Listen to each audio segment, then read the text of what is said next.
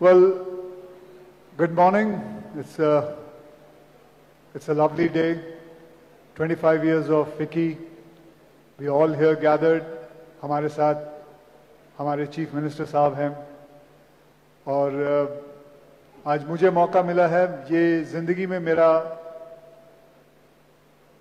Second time है जो मैं किसी का इंटरव्यू ले रहा हूं। पहली बार मुझे मौका मिला था प्रधानमंत्री जी का इंटरव्यू लेने के लिए और अब मुझे हमारे चीफ मिनिस्टर साहब का इनका इंटरव्यू लेने का मौका मिला है।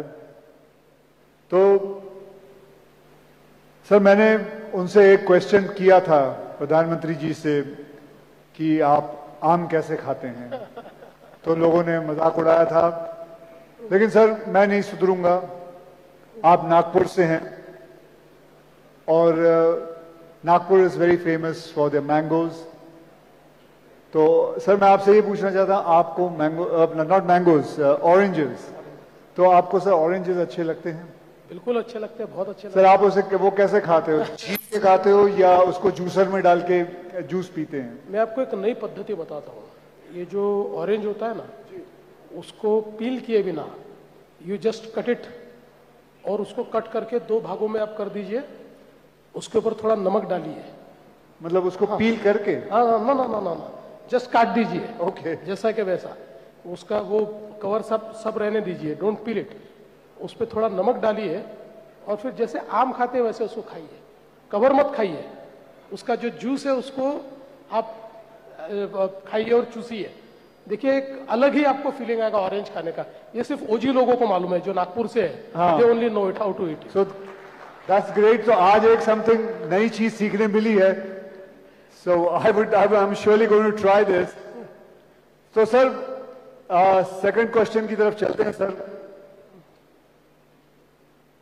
सर, मैं इस फिल्म इंडस्ट्री के अंदर I have been an actor और सर, आप जो हैं वो पॉलिटिक्स के दुनिया के स्टार हैं।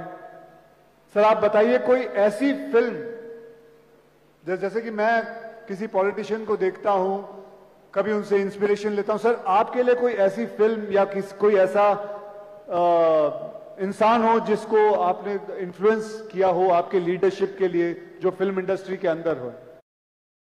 देखिए, पहली बात तो यह है कि फिल्म्स जो हमको इन्फ्लुएंस करती है वो not as a leader but it influences हमारी जो संवेदनाएं होती है, जो एक ह्यूमन फीलिंग होता है हमारा, उसको फिल्म्स जो है वो एक प्रकार से प्रभावित करती है। तो ऐसे कई फिल्मों ने मुझे प्रभावित किया है। लेकिन जहाँ तक आप पॉलिटिक्स की बात करेंगे तो एक फिल्म है जिसका मैं जिक्र करना चाहूँगा कि उस फिल्म ने मुझे प्रभावित तो किया, लेकिन उस फिल्म ने मेरे लिए इतनी समस्याएं बढ़ाई, और वो फिल्म है नायक।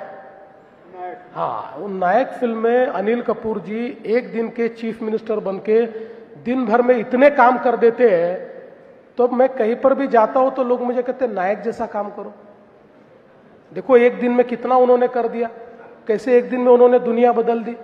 तो मुझे एक दिन अनिल कपूर जी मिल गए। मैंने उनको कहा, क्यों बनाई भाई नायक? आप नायक और हम नालायक, ऐसा लोगों को लगने लग गया। एक दिन में इतनी सारी चीजें कैसे आपने कर दी उसके अंदर। तो मुझे ऐसा लगता है कि एक बेंचमार्क सेट करने का काम उसने किया है। बट अदरवाइज मुझे ऐसा लगता है कि फिल्मों ने एज ए ह्यूमन मेरी फीलिंग्स को शेप करने के लिए, मेरी इमोशंस को शेप करने के लिए, और हमेशा चूंकि कोई भी फील्ड ऐसा होता है कि जिस फील्ड में आप बार बार अगर कोई काम करते रहते हैं तो कई बार आपकी इमोशंस जो है वो थोड़ी डीम होती है जी। थोड़ा आप यूज्ड टू हो जाते हैं। तो उन इमोशंस को जिंदा रखने का काम ये फिल्मों ने किया है, और मैं ऐसा मानता हूं कि फिल्म देखने के बाद मैं वही एक नॉर्मल आदमी बन जाता हूं जो मैं सालों से हूं। सर, आपने जैसे बताया कि नायक फिल्म के अंदर अनिल कपूर जी एक दिन के लिए चीफ मिनिस्टर बन जाते हैं। सर, अगर आपको मैं पूछूं कि एक दिन के लिए आप फिल्म के एक डायरेक्टर बन जाएं और फिल्म का नाम हो महाराष्ट्र, तो पहला सीन आप क्या पिक्चराइज करेंगे? मुझे ऐसा लगता है कि अगर महाराष्ट्र पे फिल्म बनती है तो पहला सीन होगा जिसमें छत्रपति शिवाजी महाराज ये राज्याभिषेक के लिए बैठे होंगे और इतने सालों की गुलामी के बाद फिर एक बार स्वराज्य का निर्माण, यही उसका पहला सीन होगा। वाह। तो सर मैं आपसे एक और चीज पूछना चाहूंगा, जैसे बॉलीवुड में हमारी हिंदी फिल्म इंडस्ट्री में रियल हीरोज दिखते हैं, आपके हिसाब से पॉलिटिक्स के रियल हीरो कौन है? देखिए, आज अगर हम लोग भारत को अगर हम देखें तो भारत के इस पूरे पॉलिटिकल हिस्ट्री में हमको रियल हीरो के रूप में हमारे प्रधानमंत्री नरेंद्र मोदी जी दिखाई देते हैं। और वो इसलिए दिखाई देते हैं कि he has walk the talk. जो चीजें हम लोग कहते थे, भारत से गरीबी हटाओ का नारा ये लगातार लगता रहा, लेकिन 10 साल में 25 करोड़ लोगों को गरीबी से बाहर निकालने का काम ये मोदी जी ने करके दिखाया। हम लोग फ्रेजाइल 5 इकोनॉमी से फर्स्ट 5 इकोनॉमी में आया। अब हम दुनिया की चौथी सबसे बड़ी अर्थव्यवस्था बन गए, जल्दी ही तीसरी सबसे बड़ी अर्थव्यवस्था बन रहे। आज चाहे वो टेक्नोलॉजी का क्षेत्र हो, चाहे वो डिफेंस मैन्युफैक्चरिंग का क्षेत्र हो, चाहे वो एवीजीसी का क्षेत्र हो, हर क्षेत्र में भारत वर्ल्ड से कॉम्पीट कर रहा है। तो मुझे ऐसा लगता है कि हमेशा हम लोग जब छोटे थे तब से हम कितने महान थे इसकी कहानियां सुनते आए, लेकिन हम महान कब बनेंगे ये हमको कोई बताता नहीं था। Now we know that we are on the path. 2047 में विकसित भारत, ये महान भारत का चित्र अब हमारे सामने है और उस चित्र को लाने वाले हमारे प्रधानमंत्री नरेंद्र मोदी जी हैं। बहुत खूब सर, बहुत बढ़िया सर, बहुत बढ़िया। तो सर बताइए, आज ये फिक्की का प्रोग्राम है तो इसके अंदर एक ऐसा प्रश्न पूछना चाहता हूं सर आपको कि अगर आपको एक एलिवेटर पिच यानी कि एक क्विक लेकिन जबरदस्त पिच देनी हो कोई इंटरनेशनल स्टूडियो को महाराष्ट्र में बिजनेस करने के लिए, तो वो पिच क्या, वो क्या बात आप उनको कहेंगे कि वो इंटरनेशनल स्टूडियो यहां आए? मैं उनको ऐसा कहूंगा कि महाराष्ट्र में इतनी बड़ी लीगेसी है कि हमने दादा साहब फाल्के से लेकर तो आज के कंटेंट क्रिएटर तक जो हमारी ओजी पोजीशन है वो कभी छोड़ी नहीं है। और इसलिए महाराष्ट्र ही ऐसी जगह है जो इन रियल सेंस एक एंटरटेनमेंट का कैपिटल है, ये कंटेंट का कैपिटल है। और इसलिए if somebody wants to come, somebody decides to come, they should come to Maharashtra, क्योंकि यहाँ पर केवल इकोसिस्टम नहीं है, यहाँ पर वाइब्रेंसी है, यहाँ पर लोग ऐसे हैं कि जिन्होंने सिनेमा को जिया है, जिन्होंने सिनेमा के जो अलग अलग एंगल्स होते हैं, सिनेमा में जो अलग अलग रोल्स होते हैं, बिहाइंड द सीन जो रोल्स होते हैं, इन सबको जीने वाली पीढ़ियां ये महाराष्ट्र में मौजूद है। इसलिए आप महाराष्ट्र आइए, ये मैं पिच करूंगा। सर मैं आपको बताऊं, 4 दिन पहले मैं कोलाबा जा रहा था जूहू से और मैं करीबन 35 मिनट में पहुंच गया। And that is due to the infrastructure what you have created in Maharashtra. मुझे याद है कोलाबा में शूटिंग होती थी, मैं जूहू पे रहता हूं, मैं शेव करके निकलता था, वहां पहुंच के मुझे फिर शेव करना पड़ता था, इतना वक्त लग जाता था। तो अब मैं बहुत जल्दी पहुंचने लग गया हूं। आपने साउथ बॉम्बे पहले अलग होता था, नॉर्थ बॉम्बे अलग होता था, आपने इन दोनों बॉम्बे को मिला दिया, दोनों मुंबई को मिला दिया, and now we are one Mumbai because of the infrastructure what you have created. तो ये इस पे तो आपने सर इतना बढ़िया काम कर रहे हो और हो रहा है। सर मेरी एक आपसे दरखास्त है, आपकी जो दृष्टि है हमारे फिल्म सिटी जो गोरेगांव में है, करीबन 550 एकड़ जमीन है, सर उस पे दृष्टि डालें, उसको भी जिस हिसाब से आपने मुंबई को चेंज किया है, मैं आपसे दरखास्त करूंगा उसको भी चेंज करें। तो उसके बारे में कुछ आप कहना चाहेंगे? नहीं, बिल्कुल, आपने बहुत ही अच्छी बात कही है। देखिए, एक रिग्रेट जो मेरा है अपने लिए वो ये है कि during my tenure between 14 and 19 मेरी बड़ी इच्छा थी कि मैं फिल्म सिटी को एक बहुत ही वाइब्रेंट इंटरनेशनल फिल्म इकोसिस्टम में परिवर्तित करूं। और हमने काफ़ी प्लानिंग भी किया, डिज़ाइनिंग भी किया, काफ़ी हम लोगों ने फिल्म फ्रेटर्निटी के लोगों से बातचीत भी करके एक उसका बड़ा अच्छा प्लान भी तैयार किया, but somehow due to various reasons we could not execute it. So मतलब मैंने हाथ में लिए और एग्जीक्यूट नहीं हुए ऐसे 2 या 3 ही प्रोजेक्ट है, उसमें से ये एक प्रोजेक्ट रहा है। लेकिन नाउ इन दिस रेजिम ये मैंने तय कर लिया है कि इस फिल्म सिटी को एक वर्ल्ड क्लास, टॉप क्लास जो फिल्म इकोसिस्टम है उसमें हम लोग कन्वर्ट करेंगे। वैसे भी अब हमारी फिल्म सिटी में IICT आ रहा है, तो Indian institute of creative technology, और उसके साथ साथ अभी बहुत अच्छे स्टूडियोज जो स्टेट ऑफ आर्ट है, जो क्योंकि फिल्म मेकिंग तो पूरा बदल रहा है अभी, VFX के कारण बहुत सारी चीज़ें बदल रही है, पोस्ट प्रोडक्शन और एडिटिंग में बहुत बड़े पैमाने पर बदलाव आ रहा है। AI भी बहुत मुझे ऐसा लगता है कि फिल्म्स को प्रभावित कर रहा है। लोकेशंस कहीं पर भी क्रिएट की जाती है, ये जो हमारा हरा पर्दा होता है ये हर चीज़ को बदल देता है। तो ये सारी चीज़ों को अकाउंट फॉर करने वाला एक इकोसिस्टम हमको तैयार करना है, और उसके लिए हम लोगों ने ऑलरेडी तैयारी कर दी है। मैं ऐसा मानता हूं कि with in a years time हम लोग ये ट्रांसफॉर्मेशन शुरू करेंगे, और उसके बाद के 4 सालों में इस पूरे एरिया को हम ट्रांसफॉर्म करेंगे। जैसे दुनिया में कई देशों में वहाँ के स्टूडियोज को, वहाँ की फिल्म इकोसिस्टम को, वहाँ के सारा कंटेंट क्रिएशन को एक आइकॉनिक ऐसी दुनिया में एक नाम मिला हुआ है, इसी प्रकार का नाम, जो चूंकि ये फिल्म सिटी ऐसी है कि देश की क्लासिकल फिल्में सारी जो ओल्ड क्लासिक्स है ये सब यहाँ पर शूट हुई है। लेकिन आज मैं जानता हूँ कि फिल्में वहाँ शूट होती है, लेकिन अलग अलग जगह भी होती है। आज अगर हम लोग मीरा भाईंदर की तरफ चले जाए तो इतने वहाँ पर बड़े बड़े ये स्टूडियोज तैयार हो गए, हालांकि वहाँ कोई बहुत सुविधाएं नहीं है, मतलब कई बार बिना सुविधाओं के भी वहाँ शूटिंग होती है। तो इसका सीधा कारण है कि जो इकोसिस्टम हमने देनी चाहिए थी वो हम नहीं दे पाए, इसलिए इस प्रकार की इकोसिस्टम मशरूम हो रही है। तो हम ये चाहते हैं कि इतना बड़ा हमारे पास फिल्म सिटी है, इस फिल्म सिटी को टोटली ट्रांसफॉर्म करना चाहते हैं, और मैं आपको I would like to assure you that in years time we will start it. So that is great. तो ये तो सबसे अच्छी न्यूज़ है कि हमारी फिल्म सिटी जो है गोरेगांव में 4 साल के अंदर काफ़ी कुछ बदलाव आ जाएगा। एंड हमारा चीफ मिनिस्टर हैज़ प्रॉमिस्ड अस।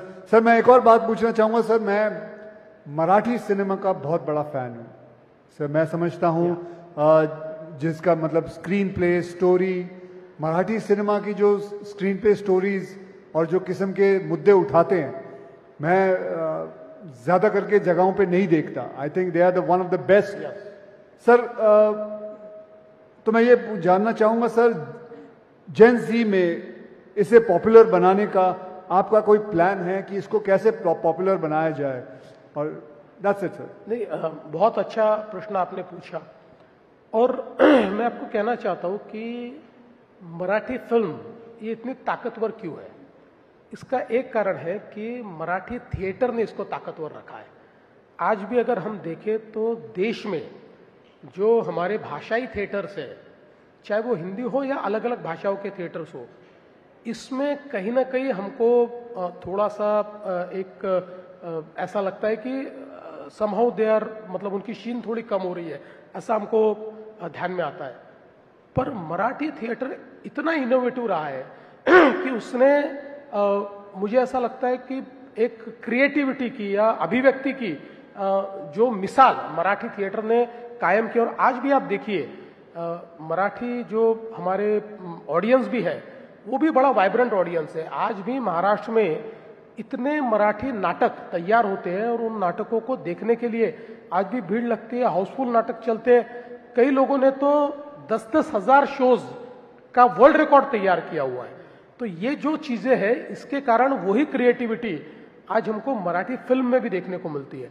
और आपने जो कहा तो मुझे ऐसा लगता है कि आप देखिए नटरंग जैसा एक फिल्म आती है, या पुरानी जो थीम्स है उसके ऊपर फिल्म, अभी दशावतार का एक ये चल रहा है थिएटर में भी नए, मतलब जो बहुत ओल्ड इस प्रकार के सखाराम बाइंडर जैसा एक शो अगर शुरू हो जाता है तो उसको जेनजी भी मराठी की ये लाइक कर रही है।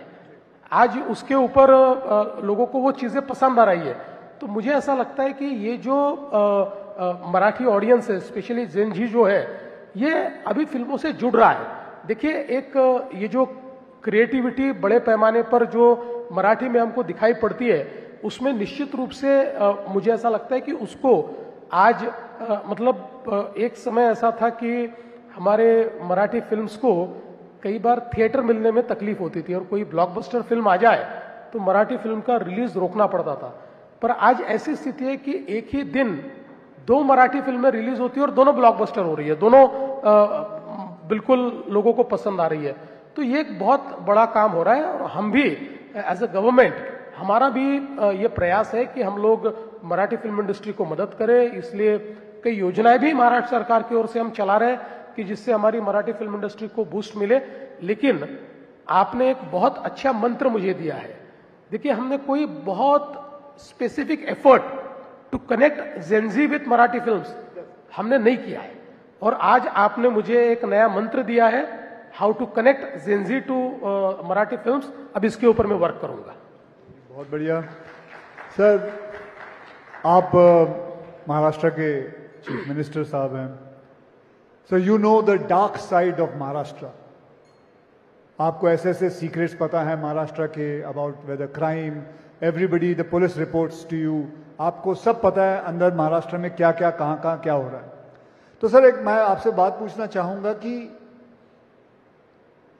आप फिल्में देखते हैं? बिल्कुल देखता हूं। तो सर मुझे बताइए सर कि फिल्में जो है वो क्राइम को कॉपी कर रही है या क्राइम है वो फिल्मों को कॉपी कर रहा है? आप अंदर की बात जानते हो, आप ही को ये बात पता है। नहीं, मुझे ऐसा लगता है कि क्राइम फिल्मों से आगे निकल गया है, क्योंकि क्राइम फिल्मों से आगे निकल गया है। बिल्कुल। देखिए, जब तक स्ट्रीट क्राइम था तो स्ट्रीट क्राइम में लोग फिल्मों को कॉपी करते थे। लोगों को ऐसा लगता था कि फिल्म में अगर कोई बड़ा गुंडा दिखता है तो वो जो जिस क्रिमिनल माइंडेड लोग उस प्रकार का गुंडा, थोड़ा हीरोइक गुंडा बनने की कोशिश करते थे, रॉबिन हुड बनने की भी लोग कोशिश करते थे। लेकिन अब जो है ये साइबर क्राइम का जमाना है, और ये साइबर क्रिमिनल्स इतनी तेजी से टेक्नोलॉजी को अडॉप्ट करते हुए आगे बढ़ते हैं कि आज हम लोगों के सामने एक बड़ा क्वेश्चन मार्क ये साइबर क्रिमिनल्स ने खड़ा किया है। हालांकि उसका जवाब भी टेक्नोलॉजी में ही है, और हमने वो टेक्नोलॉजी को तैयार किया है। तो मुझे अब लगता है कि आने वाली फिल्मों में हमारे जो हीरोज हैं, ये हीरोज साइबर वॉर को एक प्रकार से जीतने वाले हीरोज बनने चाहिए। वो साइबर वॉर को या साइबर क्राइम को रोकने वाले हीरोज, ये हमको देखने को साइबर क्राइम पे फिल्म बनानी चाहिए। बिल्कुल बिल्कुल बनानी चाहिए, क्योंकि देखिए जिस प्रकार से साइबर क्राइम का एक आक्रमण हमारे ऊपर हो रहा है, आज मैं ऐसा मानता हूं कि हमारी जो पुलिस फोर्स है, उस पुलिस फोर्स में हमको पूरा ओरिएंटेशन चेंज करना पड़ रहा है। हमारी पुलिस फोर्स को अब ये ध्यान में लाना पड़ रहा है कि नाउ स्ट्रीट क्राइम ये बहुत आसान चीज है, इसको पकड़ना वगैरह। अभी सीसीटीवी नेटवर्क है, एआई एनेबल्ड सीसीटीवी है, वो फेस रिकॉग्निशन कर देते हैं, तो हर चीज का एविडेंस मिल जाता है। लेकिन ये जो डिजिटल क्राइम अभी हो रहा है, डीप फेक्स हो रहे हैं, फिशिंग हो रहा है, लोगों को फाइनेंशियल फ्रॉड्स में अटकाया जा रहा है, सेक्सटॉर्शन हो रहा है, ये बड़े भयानक क्राइम है जिसको अभी तक हमारी फिल्म इंडस्ट्री उस तरीके से शोकेस नहीं कर पाई है। तो मैं मानता हूं कि इसके ऊपर फिल्म भी बननी चाहिए, क्योंकि इसमें सबसे बड़ी बात जन जागृति है। आपने अक्षय जी खुद इसकी शुरुआत की है, आपने जन जागृति में बहुत बड़े पैमाने पर अवेयरनेस निर्माण करने के लिए कई कैंपेन्स आपने हमारे साथ भी किए हैं, अलग से भी आपने कई कैंपेन्स किए। तो मुझे लगता है कि चूंकि films they are the best communicators. Film जो कम्युनिकेट करती है, जो एक भावना को तैयार करती है, वो जो उसका पावर है, उस पावर को अब अनलीश करने के लिए मुझे लगता है कि फिल्मों को अब ये जो डिजिटल वॉरफेयर चल रहा है, इसमें भी फोकस करना चाहिए। मैं आपसे एक पूछना चाहता हूं सर, मैं एक फिल्म कर रहा हूं जिसमें मैं एक नेगेटिव रोल कर रहा है, तो करूं या नहीं करूं? अभी मैं विचार कर रहा हूँ क्योंकि वो एक नेगेटिव फिल्म मतलब मैं एक रोल कर रहा हूँ जिसके पिक्चर का नाम ही है हैवान। तो मैं लेकिन उसमें ये है कि मैं हार जाता हूँ। हैवान जो है वो हार जाता है तो कर लेना चाहिए। ठीक है आपके हिसाब से? बिल्कुल करना चाहिए, क्योंकि देखिए मैं तो ऐसा कहता हूँ कि आपके जैसे वर्सेटाइल एक्टर ने हर रोल करना चाहिए, क्योंकि अल्टीमेटली किसी भी एक्टर के लिए व्हाट इज अकम्प्लिशमेंट, तो हर प्रकार के रोल करना और हर रोल में मतलब कई हमने ऐसी पिक्चर भी देखी है ना कि जिसमें हालांकि विलन आखिरी में हार जाता है, लेकिन कई बार विलन हीरो से ज्यादा इंपैक्ट छोड़कर चला जाता है, तो वो दैट इज क्रिएटिविटी। तो मुझे लगता है कि आपने करनी चाहिए, लेकिन ज्यादा फिल्में आप हीरो करके करिए, ये दूसरी लाइन मत पकड़िए। नहीं, मेरा एक मन किया कि मैं एक नेगेटिव रोल करूं तो इसलिए मैं कर रहा हूं, नहीं तो ज्यादा करके तो सारी फिल्में मैं हीरो के और तौर से ही करता हूं। सर एक बड़ा सा लाइट सा क्वेश्चन है, अगर आप इजाजत दें तो मैं आपसे पूछूं सर। तो सर अभी सभी सड़कों पे मेट्रो का काम चल रहा है और ये अभी बहुत जल्द जाके खत्म होने वाला है, तो क्या सर ये एक छोटी सी बात है सर, मैं पूछना चाहता हूं कि जिस दिन ये काम खत्म होगा तो हो सकता है सर वो उस दिन महाराष्ट्र डे की छुट्टी बनाई जाए कि ये काम खत्म हो गया है। खत्म हो गया, बिकॉज सब I am sure we are going through all the traffic jams and all, but after every night comes the day and we are all waiting for that day कि सब काम खत्म हो जाए। वैसे तो काफी जगहों पे काम खत्म होना शुरू हुआ। मैं ये कह रहा हूं कि जब सब काम खत्म हो जाए तो हमारे चीफ मिनिस्टर साहब एक दिन अनाउंस करते कि this is the Maharashtra day, जब छुट्टी मिलेगी। ऐसा हो सकता है? आपने बहुत अच्छी बात कही है कि बहुत बड़े पैमाने पर मुंबई में काम चल रहा है, और I take this opportunity to actually apologise all the Mumbaikars for what they are going through in the traffic, लेकिन it is for good, क्योंकि जैसे हमारे मेट्रोज, उसके बाद हमारे टनलिंग का काम चल रहा है, बहुत बड़े पैमाने पर हम लोग अंडरग्राउंड रोड्स तैयार कर रहे हैं, टनल्स तैयार कर रहे हैं, तो ये सारी चीजें जैसे समाप्त होगी तो हम लोगों ने एक मंत्र मुंबई के लिए तैयार किया है कि मुंबई इन 59 मिनट्स, और इसका मतलब यह है कि हम लोग चाहते हैं कि मुंबई के किसी भी कोने से किसी भी कोने तक जाने के लिए मैक्सिमम टाइम जो आपको लगना चाहिए वो 59 मिनट्स लगना चाहिए, बाकी उससे कम ही लगना चाहिए। इस प्रकार का मुंबई का पूरा प्लानिंग हमने किया है। तो मुझे ऐसा लगता है कि निश्चित अक्षय जी ने कहा है और हम सुनेंगे नहीं, ऐसा तो हो नहीं सकता। तो इसलिए जैसे ये काम समाप्त हो जाएगा तो 1 मई को महाराष्ट्र डे मनाएंगे और उस दिन छुट्टी दे देंगे। अरे उस दिन तो ऑलरेडी छुट्टी होती है उस दिन। ये आपने एक गुगली डाली है, उस दिन छुट्टी होगी, जो दिन ऑलरेडी पहले से हमें छुट्टी मिली हुई है।